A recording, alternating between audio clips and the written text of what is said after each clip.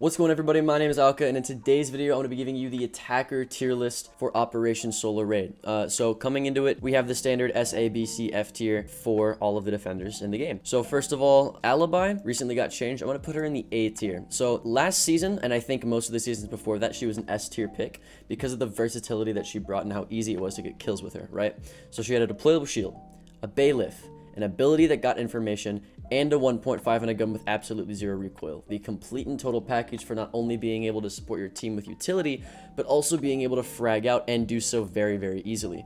Now, it's not as good, right? And there's going to be better picks than her to be able to do that, because not only did they take away her 1.5, but they also made it to where you throw your abilities outside of the building. They don't get pinged anymore. They're not even an icon shown. So that did actually nerf her ability, but also the ability to get into gunfights is a lot harder with her because she lost her 1.5, which is actually a huge nerf. Definitely still a strong pick if you want to solo queue ranked, and I'm going to put her at the very, very top of A because of that, but not as strong as she used to be. But a really good S tier pick is Azami. Azami has always been an extremely good defender. They haven't nerfed her since release, and I don't think they plan on doing that at all. I mean, she's so versatile. She essentially just brings 5 deployable shields that you can throw anywhere, that you can have so much versatility with because, again, you can throw them and they expand out into discs, and you can make it to where you can have semicircles that you like crouch and peek behind, and there's so much versatility that you can have with this operator and so many things that you can do with her gadget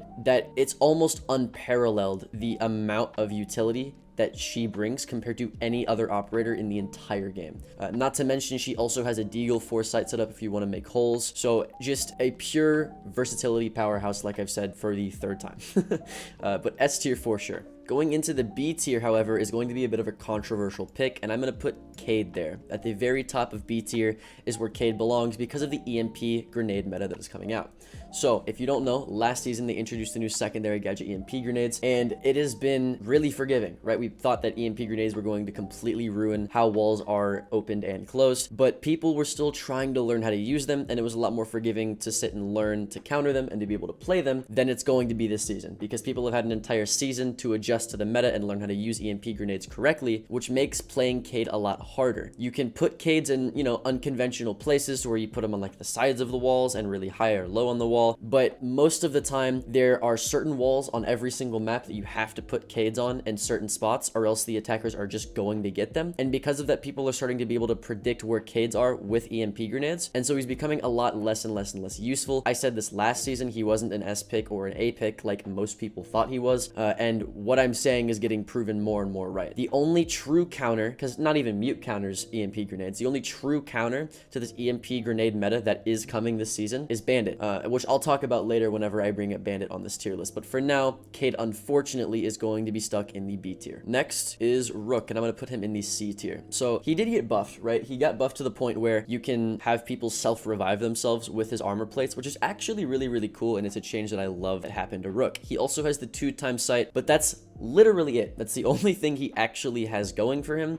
and even then, I guess on console it's probably going to be a lot more forgiving with those self-revive replates, but on PC people just one-tap headshot you, right? So you actually find yourself getting downed not a lot on defense, especially because of how attacking gunfights work. So the ability to self-revive yourself is extremely niche. Not only is it rare for you to get downed, but it's extremely rare for you to get downed on defense, like I just said, and it's extremely rare for you to get downed and be on defense and be in a position where you can self-revive yourself. And they made it to where when you do self-revive yourself, you make so much noise pulling out each and every single one of those bullets from your armor plate to be able to actually stand up. And even if you do self-revive yourself, you're still probably just gonna get gunned down anyways, right? So it's not actually that useful of an ability. It's a cool concept, it's just not really that good in practice. The 2x scope is really, really cool though, and that's why I'm putting him at the top of C tier for now, but C tier is unfortunately where he belongs. And then we have Cav, which is going to be our F tier pick. So Cav is just never good. The lower elo that you are, the better Cav is going to be, but now that they're making it to where ranked 2.0 has an underlying rank that's an actual skill-based value of who you are as a player, you can get to really high ranks as a really shitty player and still be playing against players who are really, really shitty, and you can have really, really good players in low ranks that just don't play the game. So So now there really isn't like a set in stone rank that you can play Cav in like there used to be, where you could actually get away with Cav in bronze, copper, silver, all of those ranks. She was actually really, really good. But the higher elo and the higher skill that you have, the less and less Cav gets good. And on average, players are silver 1 to gold, especially on console, and Cav is just not viable in those mid to high ranks. So that's why she's in the F tier. She brings absolutely no utility to the team. If you do happen to get an interrogation, which is extremely hard to do, and that's the underlying issue of her operator, even then it's wall hacks for a few seconds, and you still have to win the gunfight even with wall hacks to be able to actually make any sense of it. All they do is get on the roof or go outside, and it's just a huge time waster, which is cool, but that's it. That's all she brings, and that's why she's in the F tier. Moving on, let's talk about some more A tier picks. I think I'm gonna put Solis. Nah, I'll save Solis for last. Fuck you.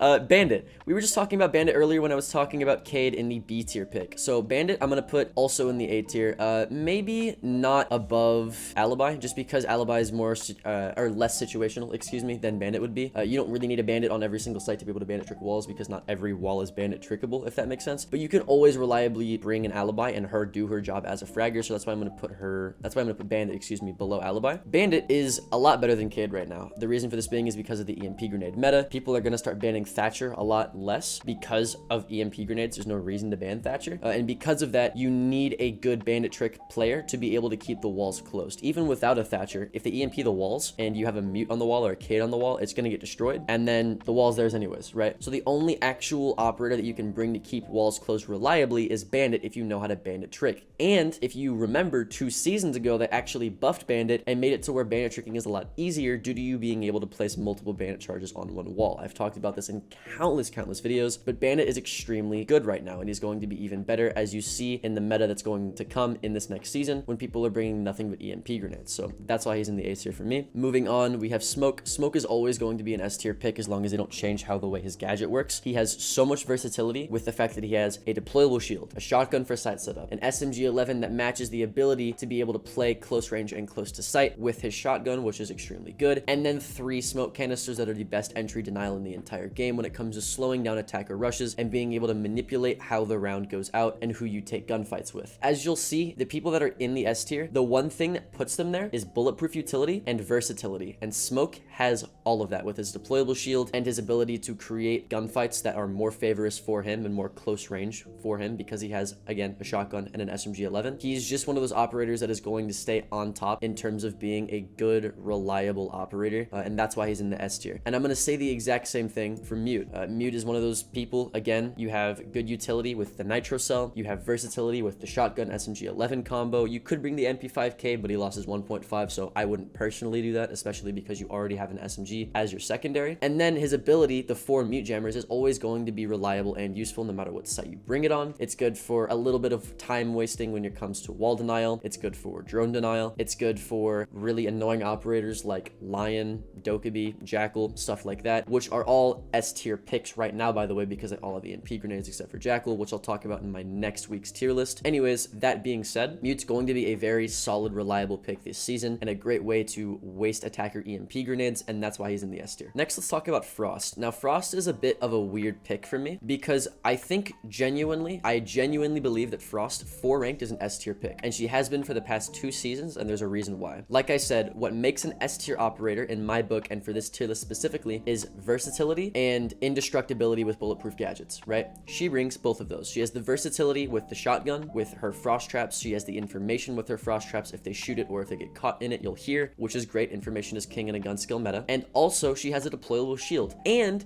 she has a low recoil weapon with a 1.5. Now, the reason that Alibi was S tier is the same reason that Frost is S tier, right? You have a 1.5 on a gun with no recoil, versatility with a shotgun for a side setup, a deployable shield, right? All made it extremely easy to provide value to your team, but also to have gunfights. Alibi was just a 3-speed with a better weapon, so that's why people put her in a higher echelon than people put Frost. When people think of Frost, they think shit ability, right? Like the frost traps don't do anything, so they immediately put her in like B tier. But you have to realize the same reason that Alibi is an S tier, Frost brings all of that. And because Alibi lost her 1.5, Frost actually brings more. So Frost, as much as the ability is kind of underwhelming, you can actually play around it and bring a lot of versatility to the team and be a lot more useful than just thinking about her frost traps alone. And that's why I personally think she is an S tier pick for ranked. If you play her every single round in ranked, no matter what map you're on, you're always going to be able to get value out of her because of the versatility that she brings with her utility. And that's why she's in the S tier. Next is Castle. So Castle is an A tier pick. I used to have a category in my older tier list. If you're an old fan, you probably know about this. I had an entire category dedicated to people like Castle and Mira, just called the situational category, right? Because you can have operators that are really, really, really overpowered on specific sites, but on other sites are completely useless. And that's how I kind of feel about Mira and about Castle. Mira, unless you're on the kitchen site, is completely fucking awful on maps like Coastline and Border, but can be amazing on maps like Theme Park and Cafe, right? Same thing with Castle.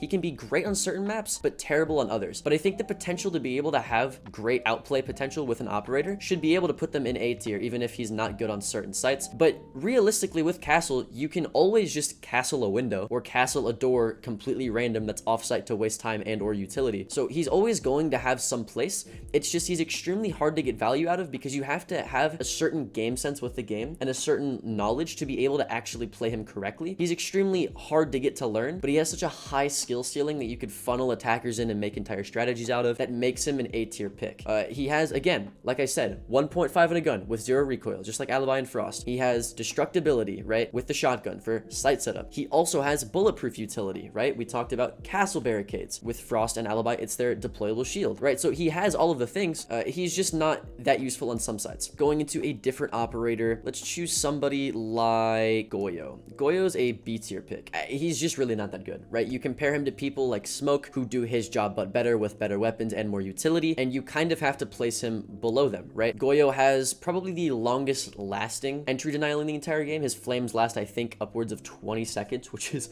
fucking insane. But you have to pre-place them. And if the attackers destroy that utility early, or they just don't push where you have your canisters, it's completely useless, as opposed to somebody like Smoke who can throw them on the fly and use them whenever he wants to, wherever he wants to, depending on the situation that's needed. He also doesn't have any shotgun for site setup like Smoke does, or like Tachanka does, and he also doesn't bring any bulletproof utility like Smoke and Tachanka do with their deployable shield, which is why he's in B tier. I think if they buffed him a little bit in terms of what he could bring and what he could do with his utility, he'd actually be higher, but he's just a little bit underwhelming and a bit hard to use to be able to get value out of him when you can play somebody like Smoke and bring a lot more value a lot easier, and that's why he's in the B tier. Speaking of mid entry denial operators, I'm also going to put Tachanka in B tier. Depending, I might actually move him in C tier later into the tier list once I actually go through all of the operators that I've talked about. I think I'll keep him in B tier. I think the only thing stopping me from putting him in C tier is going to be the fact that he has a deployable shield. Like I said, that is extremely strong. Having a deployable shield to be able to just completely shut down an attacker rush and make them have to waste time and utility on you while you also being able to take safe gunfights is extremely, extremely important. I mean, also, even if it's a shit ability, even if it'll only last 5 seconds and you have only a certain amount of flames, it's still good utility, right? Compared to somebody like Cav and Rook where their utility is kind of ass, Tachanka still brings some useful utility. He's just hard to play and hard to get value out of, which is why he's going in the B tier. Next, let's talk about Valkyrie. Now, Valkyrie I'm going to put in the S tier, but probably like low S tier compared to people like Frost, Azami, Smoke, or Mute. The reason for this being is because, especially in solo queue ranked, which is what this tier list is meant for, by the way, people are not watching your fucking cameras. Like, I'm sorry, that's just how it works. People do not watch your cameras. So it's hard to get value out of her unless you're alive. Now, the fact that she has 3 hidden cameras that you can throw anywhere that are extremely tiny and hard to see, that people have to waste utility to be able to see, and or time and bullets that give you a lot of information, plus a nitro cell, plus a gun with 0 recoil, just for that, she's already high A tier, right? But not to mention the playmaking potential you have with all of the things I just mentioned, right? Nitro traps, good planning, swinging off of your information, that already puts her in S tier, right? Not as good as people above her, but she definitely belongs in S tier. Speaking of good information operators that provide a lot of value to your team, we have Melusi. Melusi, I also think, is lower S tier. Could be an argument for upper A tier, but I'm gonna put her in S tier, and here's why. Melusi was an operator that personally I slept on a lot. Like, I just didn't think Melusi was good. I thought she was a bit overrated, and I put her in lower A tier for most of my tier list, but I've had a change of heart. Something that you have to realize about this meta and the meta that's coming with the new Operation Solar Raid is it's a gunfight meta. It's a gun skill meta. It's fast-paced. The more gunfights you win and the more kills you get, the more likely you are to win a round. It's not utility-based anymore. Unfortunately, that's just how it is. And somebody that can completely slow down that fast-paced meta and shut down an attacker rush extremely easily, but also provides information for you to be able to swing off of is super, super good. And that's what Valkyrie provides, but it's also what Melusi provides. It's just a bit differently and a bit different in the ways that you can approach and use the utility, and that's why she's in the S tier. Now, let's talk about some people that aren't as good. I think Pulse is probably going to be at like the top of B tier, maybe below Cade. Pulse is one of those operators that's good, again, on only certain objectives. You can bring him on every single objective, but even then, his utility is kind of meh, right? You get free wall hacks on all of the attackers, which is great if you want to use him for information, but if you're going for information, there's people like Valkyrie and Melusi that bring information, but better and bring more utility and more outplay potential than Pulse does. Pulse is by no means a bad operator, right? He's a great operator, but in terms of what he brings, utility-wise, he just doesn't bring enough. I think if they gave him like a secondary shotgun or some shit, you know, that'd be cool, but he just is kind of lackluster in what you can do with him, and the meta just doesn't support him right now, which is why he's going into B tier, and it's the same reason that Cade's in the B tier. Also, if you want me to coach you for free, I have a Discord server that I just posted in the chat, but it's also in the description of this video. If you want me to coach you for free, all you have to do is join the Discord server, fill out a Google form of, you know, your rank, and give me a clip, and I'll literally coach you for free, and I'll upload it to my YouTube channel every single Thursday. So, but going into my next operator is going to be Maestro. Now, Maestro, like Pulse, is by no means a bad operator. It's just right now, the meta does not support him at all, and that's why I'm gonna put him in the C tier. I know this is probably something they aren't gonna be happy about, but when you compare it meta-wise to the people that are above him, as I put more people in the C and B tier, I think you'll start to understand why I put him here. The meta right now is the complete reverse opposite of what it would be for Maestro to be at all viable. We're in a fast-paced, information, gun skill heavy meta right now that people just don't need Maestro camps for. It's not post-plant either. I think probably 2 out of 10 games, especially in the higher elo, actually get the bomb down. The rest of them are just getting kills. So Maestro is not good for post-plant right now. He is good for drone denial and being able to deny other pieces of utility, but there are other operators like Solis, you know, like just shooting fucking drones in general that are just better than Maestro. So unfortunately, I'll put him at the very top of C tier for now, but he's just not all that good. He does bring the shotgun for side setup, which is actually pretty cool. So I might put him like lower B later in the tier list once I actually look at all of it. But for now, Maestro's in the C tier. And I think for the exact same reason I put Maestro in the C tier, I'm going to put Echo also in the C tier. Again, just not a post-plant meta. I think Echo actually has more versatility with what you can do with his drones, and you can actually get favorous gunfights with him, and you can move around your cameras and be able to like jump and move on the floor with them. So you can actually have information and be able to have information for your gunfights, which is really good for this meta. But in terms of actually using his stuns to deny plants, he's not very good, but I don't think he's as bad as Maestro is right now, so I'll definitely put him in the B tier. Again, he does have a deployable shield, which is something that brings most operators already onto an A or S tier level, so I'll put him in the B tier for now. Let's see, Jager, I'm going to put in the A tier for sure. There are only 4 operators in the entire game that have frag grenades now. It's Glaz, Yana, Sledge, and Knock. Those are the only 4 operators that have frag grenades, so he's not as needed, especially because it's not a plant meta. People aren't using smokes. People aren't trying to like flash in and plant the bomb.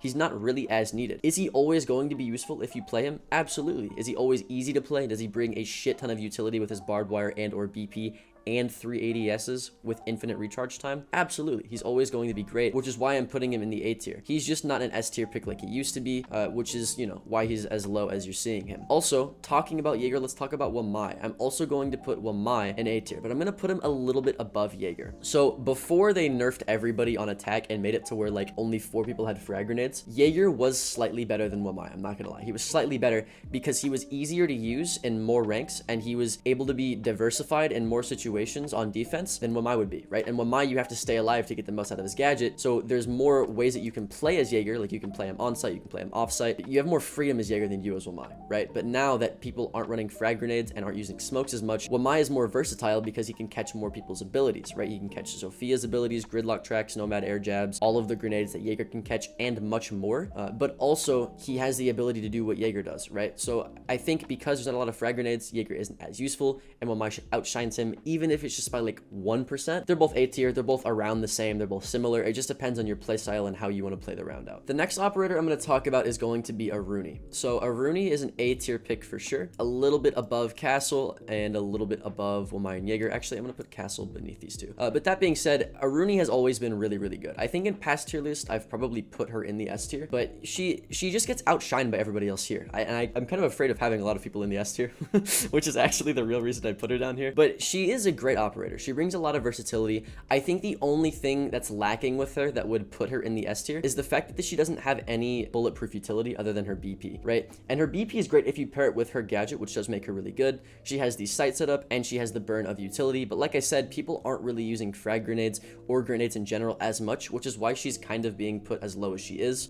EMP grenades also do counter her, but she makes it to where people have to waste EMP grenades on her gadget, which can be pretty good. Her gun selection also is just kind of lacking, especially for people on console who can't use the DMR and it's hard to control the Aruni for. I definitely think she is just A tier. Her ability is nice, her versatility is nice, but she's just lacking in a few areas, and that's why I'm putting her in the A tier. Next, I'm going to talk about Thunderbird. Oh, how the mighty have fallen. Thunderbird used to be really good, but she's getting outshined by Doc now. I think Thunderbird, if you're on console, used to be S or, you know, maybe even A tier, but now that's not really the case, and on PC, she was always pretty much just B tier, but now she's C tier, and I think even lower than Maestro and Rook for that matter. She is probably the worst healer in the entire game, if you're not counting Rook, I guess, because Doc does her job, but better now. I used to say the exact opposite with Thunderbird doing Doc's job, but better, but now it's completely reversed because Doc heals for 200 HP now. He heals people completely to full, and if you heal people while they're down, they get even more health, right? So Doc just does her job, but better, and because it's a one-tap headshot game, you don't find yourself in scenarios where you need to be healed. You either find yourself in a scenario where you've won a gunfight and you're full HP, or you're dead, right? Like, you don't find yourself low HP much, and if you do, then Doc is just better for it, and he has more versatility now, which is why I'm going to put him at the very top of C tier. The only thing I think stopping me from putting him in B tier is the fact that Maestro isn't in B tier, but he has a bailiff for sight setup now, which is actually really huge, and he heals for 200.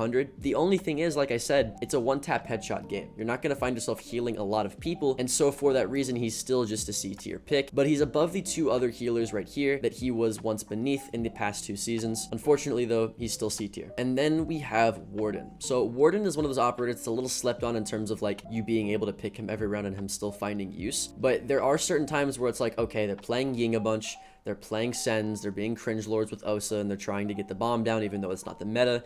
Let's just bust out a Warden. And honestly, you can always play Warden and him be of use. Like I said, if you have a deployable shield, that automatically puts you in B tier or above, which he has. He also has a low recoil SMG with a 1.5 times scope on it and the SMG-12, which is super good. If you don't like that though, he also has a good SMG with a shotgun for a side setup, right? And if you don't like having a deployable shield, he also has a nitro cell, which is really, really good. He has so much utility and so many different loadouts that you can equip with him to be able to match whatever you want to do and the playstyle that you want to play with him. He's actually really good. The only thing that's actually lacking him and making him be put in the B tier is the fact that his ability is really niche and can only be used in certain situations. I mean, even if they do flash you, a lot of people don't have the reaction time to turn on the goggles to know when they're about to flash. They don't really have the game sense. So unfortunately, that's really the only thing that's keeping me from putting him higher. But you always have to know when to bust out a Warden. He's always going to be really good. And for that fact, I'm going to put him in the B tier, just slightly below Cade and above Pulse. And for my next really hot take of an operator, I'm going to put Clash in the C tier, or I'm sorry, the B tier, below Pulse but above Goyo. So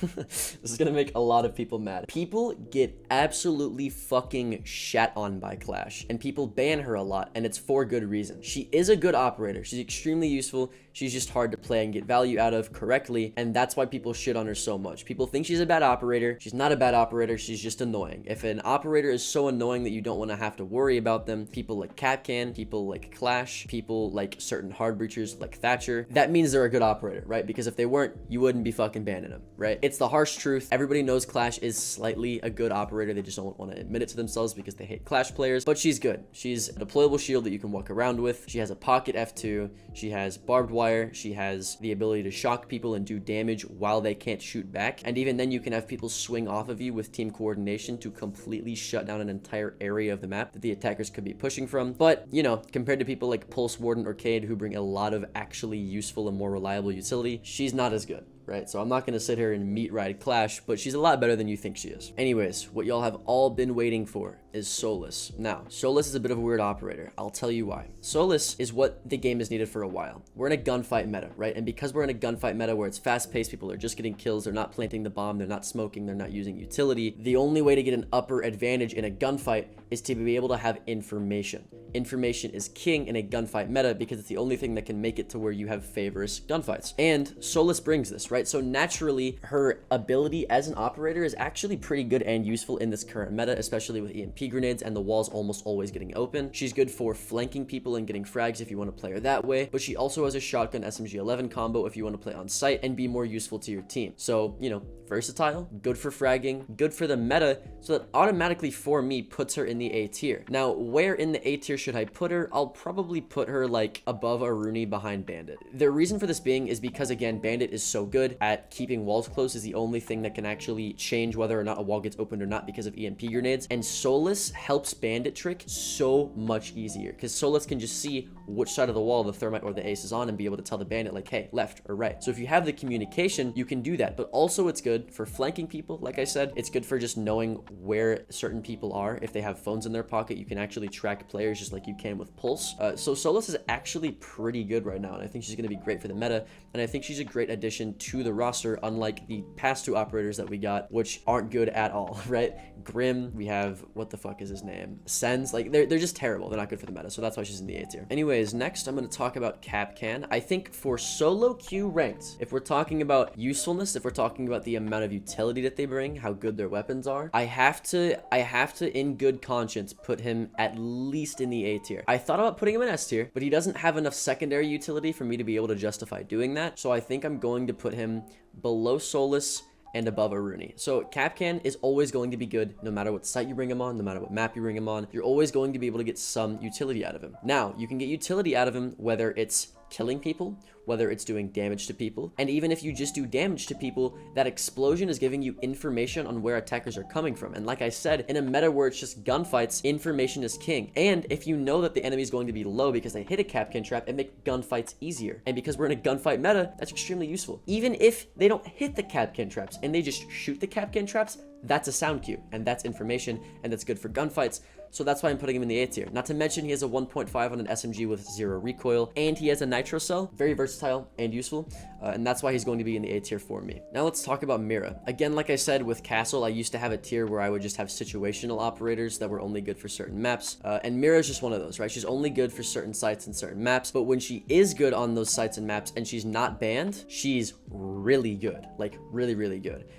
Like it's like having a clash, but in two places with good guns that you can swing off of that the attackers cannot do fuck all about. But she's easily counterable on a lot of maps. You can't play her on a lot of maps, which is why she's not going to be in the S tier. But on maps that you can bring her on, she's definitely S tier. And for that reason, I'm going to put her in the A tier, below Kapkan and above Aruni, just for the fact that Kapkan is more applicable on more maps than Mira is on a lot of others. I think I'll put Mira above Kapkan, because when she is useful, she's fucking useful. Moving on, we have Mozzie. Mozzie, I'm going to put in the A tier as well. He's good for drone denial. He's good for having cameras. Again, cameras is always good for having information, which is good for gunfights, but also denying information is good because the attackers won't get an advantage on you of knowing where you are, because like I keep reiterating, information is king in a gunfight meta. And then the versatility with the weapons is great. The nitro cell is great. The only thing that's stopping him really from being an S tier pick or above any of the people on here is the fact that he doesn't have any bulletproof utility. And then the same thing with Vigil. Vigil is, I think, a less useful version of Mozzie, but if you're more of a fragger and you're just playing ranked to run around and shoot people, he's definitely easier to do that with. So depending on the type of play style, you can put Mozzie above or below Vigil. Personally, in terms of versatility and the amount of utility that they bring, I'm going to put Vigil below Mozzie. Still an A tier pick, great guns, has a bulletproof piece of utility with the BP and impact grenades if you want to be able to like open up rotates and be able to play off of yourself. And then also the drone denial is amazing. Now I will say the fact that they still know what room you're in, even though you have drone denial, does kind of suck, but if you play around it correctly, he can actually still be pretty useful, which is why he's in the A tier. I think I also want to put Lesion in the A tier. Again, information and ease of access to how you can play him. I'm going to put him above Kapkan and below Mira. So Lesion does what Kapkan does, but better. He just provides information around the map. So that's why I'm putting him above Kapkan. Kapkan does get kills, and he has a little bit more utility in terms of the versatility that he brings, right? Nitro cell, 1.5 on a low recoil SMG. But Lesion, in terms of actual just ability, does Kapkan's job but a little bit better. So that's why I'm putting him in the A tier. He has, again, information. He has the ability to slow down attacker rushes, recoilless SMG, BPs, or impacts. So, you know, very good operator, very easy to play as well. That's why he's going in the A tier. Next on the tier list is going to be Oryx. So Oryx is one of those people where it's like, on paper, he's kind of a bad operator, but in practice, he can actually be extremely useful. I don't want to, in my right conscience, put him above Maestro, though. He's C tier, but he has his place, right? He's very easy to play. You get a lot of value out of him if you know how to play him correctly. But even then, he provides dog shit utility to his teammates, right? No utility at all except for like proxy alarms.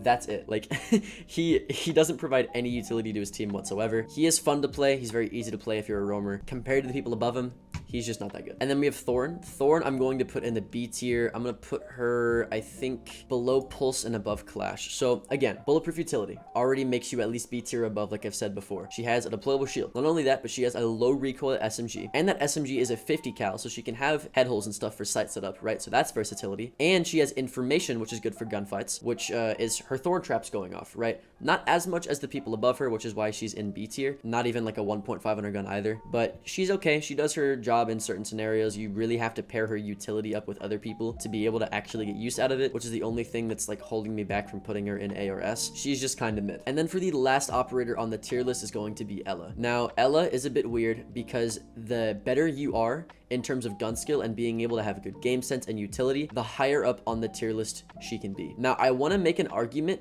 that you can literally get to champ completely just playing Ela. Ela, I think her ability is so fucking ridiculously annoying. Ridiculously annoying. It's a better version of Melusi, honestly. But Melusi's is bulletproof and you have to get within range to be able to shoot it, which is why she's better. But if we're talking about the average player being in silver and gold, she's not that useful. She doesn't bring much utility, and because this entire tier list I've been talking about utility, information, the only thing that's good about her is solo plays, right? You have information that's good for you and you only, and the guns that you bring and the deployable shield that you brings is good for you and you only because of how you play off of her utility. Now, she does bring a deployable shield, right? Good guns and information, which is what put Thorn over here, and because of that, that's really all she has going for her. I'm gonna put her in the B tier because of that. She's just a better version of Thorn. That's really all Ela is just a better version of Thorn. And because of that, she'll go in the B tier for now. But that's pretty much it for the entire tier list. Now that I'm looking at it, let's see if I want to make any changes. There could be an argument for Bandit and S tier for sure, but like I said, there's really only certain sites and maps that you can use him on, and he also brings no bulletproof utility, so that's why I'm putting him just in the A tier. I guess we can put Maestro in lower B tier. I know people are going to be bitching about that. It's just not his meta, man. It's not post-plan meta. And with Echo, at least you can make plays off of his cameras and swing people and kill people because they stun people, and because you can move around the information. But Maestro, you just can't do that. Just for ease of the video, though, I'm going to put him in the very, very lowest spot of B tier. But that's pretty much it for the tier list, guys. If you enjoyed the video, like the video down below. If you want to get better at the game of Rainbow Six Siege, you can sub to the channel. I coach people free in my Discord server as well, which link is in the description. And that's it for the video. I'll see y'all later.